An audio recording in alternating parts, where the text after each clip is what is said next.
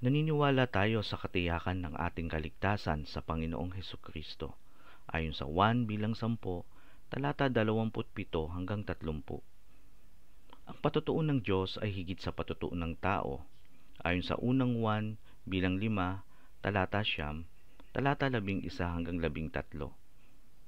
Ang mga pangako ng Diyos ay tiyak at hindi maglalaho, ayon sa Lucas bilang 21, talata 33.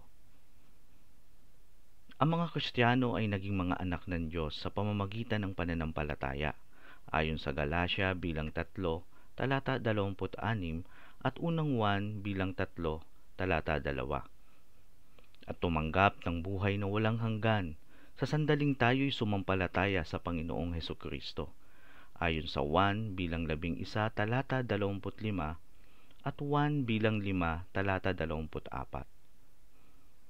Ang mga Kristiyano kailanman ay hindi maihihiwalay sa pag-ibig ng Diyos na nasa kay Kristo Jesus na ating Panginoon at Tagapagligtas, ayon sa Roma bilang 8, talata 32 hanggang 34, talata 35 hanggang 39.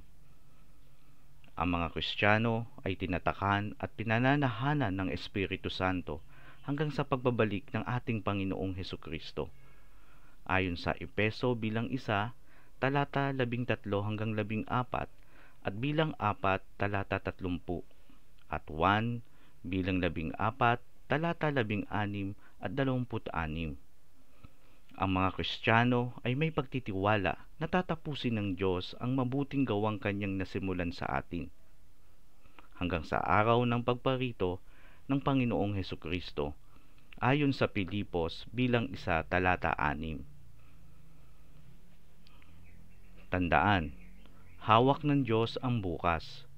Ang lahat ng bagay na nangyayari sa ating buhay Kristiyano ay nagkakalakip-lakip at gumagawa para sa ating ikabubuti, ayon sa Roma bilang 8, talata 29.